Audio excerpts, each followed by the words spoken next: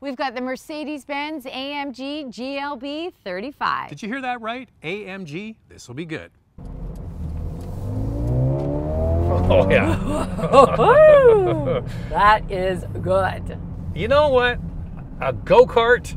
This is like a go-kart. Oh, yeah. It's like a bigger Mini. It's like a bigger Mini, It's a long Mini Countryman. It's a less Mini. And lots of power. What's under the hood of this thing? A 2-liter turbocharged 4-cylinder with an 8-speed dual-clutch transmission, 302 horsepower and 295 pound-feet of torque. Standard all-wheel drive. Within about half a kilometer of picking this up, I was in love with the way it drives. We're going to get to that in just a second. But this is an AMG. Must come with some nice stuff. What are the key standard features? The base trim comes with a 10.25-inch touchscreen and digital driver display, heated front seats, leatherette and faux suede upholstery, power driver seat with memory, a panoramic sunroof, 64-color ambient lighting, power folding side mirrors, a power tailgate, LED headlamps and LED tail lamps. In the US, the panoramic sunroof and heated front seats are not standard. Of course we have it in sport. What else can we put it in? You gotta put it in S for subscribe. And if you can hit that notification bell, you'll be notified when all of our reviews drop, and then you can watch them. And we do this, the couple car review, twice a week. The first one drops on Wednesday. We put another one out on Saturday. So make sure you like, subscribe. The most important thing is to hit the notification bell, but also follow on Instagram. It's Motormouth_Andrea to get a sneak peek behind the scenes. For me, it's Motormouth_Auto, and the links are below the like button. This video is brought to you by Car Cost Canada. Get the dealer's cost, list of rebates, plus discounted interest rates. Use the promo code Motormouth to become an expert member and get extra searches. The link is in the description below. This has got an AMG exhaust system, AMG controlled ride suspension. This thing is a strong performer. It sounds great, it's lively, it's engaging, sharp handling.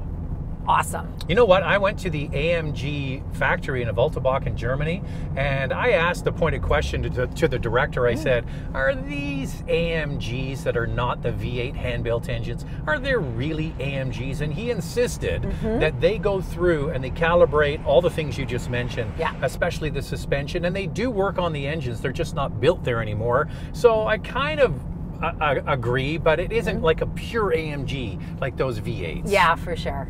Sport Plus. Oh man. Wow.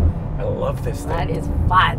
It's such a cool little car. I like the way it looks. We're getting into that in a moment. Yeah. But yeah, if you want fun on 4 wheels and you know, maybe a Mini isn't big enough. Yeah. And you have the budget for this, oh, you will have a good time. You'll have a blast. Not so sure about fuel economy on this one, but that's not why you're buying it, right? Yeah, exactly.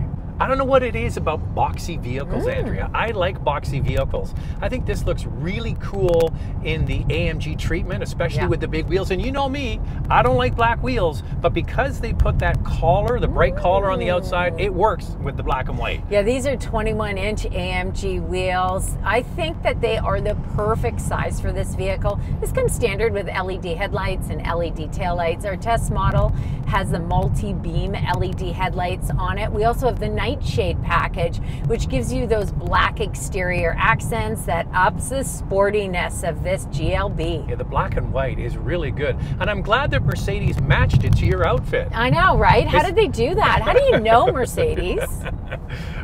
So very cool looking. I think it looks maybe like, Andrea doesn't agree with me. You remember the Scion XB? The shape of it? It kind of has a Scion X. Doesn't look like a Scion XB. No. It's the shape of it I kind of get. All I can see is Mini Countryman, but it is stretched out in length, and I think it looks sharp. It's a Mini Countryman that went to the gym. Well, we all know Mercedes-Benz is on a roll changing interior designs, and we're going to get that center console tablet. So is this the best interior that Mercedes-Benz offers? It's got dual 10.25-inch screens, a digital driver display, and a touch screen, intuitive to use. And the trackpad, so it's got the control pad here in the center. We just had the C-Class 2 weeks ago, and then we get into this, and I phoned Andrea and I said, you know what, this is better. I don't know if the new system with the single tab and all the fingerprints on it is better. I like the control pad because Mercedes does a good job with this stuff. One thing I gotta give Mercedes-Benz props for with that new screen is that it's tilted a little bit towards the driver. It's close enough and it's easy enough to use. But you're right, fingerprints, dust, you just don't see it in this interior design, and it's well done. And then you've got the carbon inlay here with the ambient lighting, and then the jet inspired air vents and the brushed aluminum. Man, it looks spendy. It looks great. It does look great. I love it. You've got the 64 color ambient lighting, which is standard. On the doors, that's how you adjust the seats. We're not crazy about that, but that's the way Mercedes-Benz does it. It's got a column shifter, but it's very well organized, plenty of storage. That boxy design gives it a very open and spacious cabin. And the seats go up and down. Now, speaking of the seats, these are very comfortable, covered in, they're not leather, they're faux leather and Alcantara, and that's all to grip your backside when you're throwing it in the corners. You've got an AMG steering wheel, which is really nice to the touch because it's got that Alcantara trim, but not in the winter. It's not nice to the touch in the winter because it's not heated and not available either. No, two features in here that aren't available: the heated steering wheel and heated rear seats. At this price point, Mercedes-Benz, I think we need some heated rear seats and figure out a way to make the AMG steering wheel heated. You know what? We're going to get to the price in a little bit. Newsflash, it ain't cheap. We've got loads of packages in this vehicle, so you can put a lot of add-ons, and the price does add up. One thing that I'm bothered by is that Apple CarPlay and Android Auto in Canada is not standard. You have to get the premium package. It's included in it for $4,300, and that also has blind spot monitoring and rear cross traffic alert. You in the US, guess what? Apple CarPlay and Android Auto standard, as well as blind spot monitoring and rear cross traffic alert. You know why they do that? They keep it in a package to get the starting price low enough to interest people. And then the actual transaction price is much higher, instead of just charging more and throwing that stuff in. That's what they're up to at Mercedes-Benz. Boxy on the outside, super roomy on the inside, plenty of legroom, a massive amount of headroom. Plus, this GLB can be ordered with an optional third row seat, and it actually works for small children for a short period of time. That'll cost you $1,300 Canadian, $850 US for that third row. Believe it or not, this is in the subcompact category, but it really is a tweener because it competes well with compact SUVs. It actually has more rear legroom than the X3 and the Q5, as well as the Lexus NX. It has measurements similar to the Volvo XC60. And if you get the third row optional seat, then the second row slides forward and aft. You need to do that to give the rear passengers some legroom. But if you get it without, like we have, then you don't get that. And because this is built to take a third row of seats, is absolutely massive. It competes, same thing again, Andrea, with compact utilities, right? It sure does. It's more in line with compact SUVs rather than subcompact. By the way, this is a special SUV because they shipped it without a power tailgate because of the chip shortage. We all know that. Don't worry, Mercedes-Benz said for 2023 it will come with a power tailgate. More questions too. Let's get into it. Time now for questions, coffee, and cars. Your questions from Instagram. I love the GLB. I think it's a great subcompact vehicle and it's just the right size. My mom has an A35 with a 7-speed dual clutch, and that transmission is a bit clunky at lower speeds and in parking lots. Is the 8-speed DCT better? It's still there. I think once you get rolling, that low speed on and off is a problem for all dual clutches. For sure. But once you get rolling, oh man, this is good. Yeah, I find the same as what your mom is finding. It's a bit clunky for sure in parking lots, and you know, just as you are driving slowly, but boy, like Zach said, get it on the highway and it is smooth shifting. I really like a dual clutch. So if you don't know what a dual clutch is a manual, that's right, a manual transmission automatically controlled. So if you've ever driven a manual, you have to let the clutch in and out when you're parking or pulling away from a light. The transmission is doing all of that. It's just doing it all automatically, so you can get a bit of that sensation. I'm a huge fan of a DCT. I think that it makes the vehicle more fun to drive, sportier, lively. A little clunkier too. Is it better than the GLC? Different than the GLC. The thing about this GLB is it's big. It's kind of a tweener. Although it's classified as a subcompact vehicle, it really keeps up with the competition in the compact category. Yeah, I like this better, and it's so easy to get in and out of this. The ride height is great. The doors are a little bit larger. I gotta say, I kind of like this better than the GLC. It's very unique looking. We put out a lot of content each week on the Motormouth YouTube channel, and it's so easy to find. All you do is go to the YouTube search bar and type in Motormouth, the name of the channel, then the brand you're looking for. In this case, it's Mercedes-Benz. Then all of our videos pop up. It's that easy.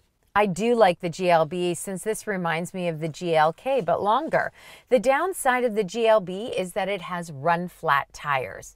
Not the case with this model that we're test driving. Yeah, this one has high performance summer tires, and they're 21 inches. Yeah. Like, this thing is a rocket ship on rails. A big part of it is the tire and the wheel. We checked in the back. It has a tire repair kit. Maybe the regular GLB has run flat tires, but it's not the case with this AMG model. The reason why is because you can get that third row of seats. Wouldn't be any room for a spare tire. That's why they do it.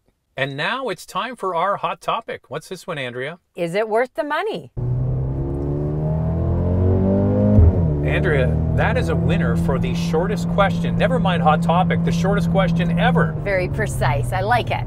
Now, it depends if it's your money, my money, or the next door neighbor's money. If you have a lot of money, this is worth it. Yeah. If you don't have a lot of money, it's not worth it. I think this is really unique. There are not many in this category except for the Land Rover Discovery Sport that has the option of the third row. So this is a boxy design. It's very spacious. If you need that third row, this might work for you. It definitely is a very dynamic vehicle to drive. I just think when you start adding all those extra features, you know, our price point of this test model is over $70,000. Yeah, but it also does this. Sure does. So that might be worth it, Yes. right? So the Land Rover Discovery Sport that Andrea mentioned would compete more with the regular GLB. Yeah. This doesn't really have any competition. It's kind of funky looking, optional third row for $1,300. Yeah. I don't know. I mean, it's somebody's going to watch this and go, oh, that is for me, and I want to spend the money to get it. Yeah, and you know, the SQ5, for example, which isn't as fun as this to drive, is more than this price point that the base trim starts at. And I think if you want something exciting, this is the one to get. There are always other options in that compact category in the luxury segment, but guess what? There's no third row. So while we're on the topic, let's get into it. Why don't we get into what else you can buy of a similar price, okay? Not exactly in this category, in the prestige space. For your consideration, 4 vehicles for you to consider. Up first is the BMW X3 with a 2-liter turbocharged 4-cylinder, 248 horsepower, and a starting price just under $53,000. The Alfa Romeo Stelvio with a 2-liter turbo 4-cylinder, 280 horsepower, and a starting price of $58,000. The Audi Q5 Sportback with a 2-liter turbocharged 4-cylinder, 261 horsepower, and a starting price of just under $57,000. The Range Rover Evoque SE with a 2-liter turbo 4-cylinder, 246 horsepower, and a starting price of $57,000. So there are 4 SUVs for you to consider. Can this thing tow? Can this thing tow? We're going to find out, along with our fuel economy and more in our vital stats. The base trim is just over $59,000 Canadian and just under $50,000 in the US. Price as tested with the extra features and packages, just over $70,500 Canadian. Here's the fuel economy: 12.7 liters per 100 kilometers city, 9.4 on the highway. That's 20 miles per gallon city, 27 miles per gallon highway. This AMG is not rated for towing. The warranty is 4 years, 80,000 kilometers, or 50,000 miles. Lightning round, two things we like to see improved. I love the way this handles. I love all the power. What I'd like to see is Apple CarPlay and Android Auto in Canada as a standard feature. And we are Canadian, eh? So we need a heated steering wheel. A family hauler that is a blast to drive. If you can afford it, you'll have a good time. This video is brought to you by Car Cost Canada. Get the dealer's cost, list of rebates, plus discounted interest rates. Use the promo code Motormouth to become an expert member and get extra searches. The link is in the description below.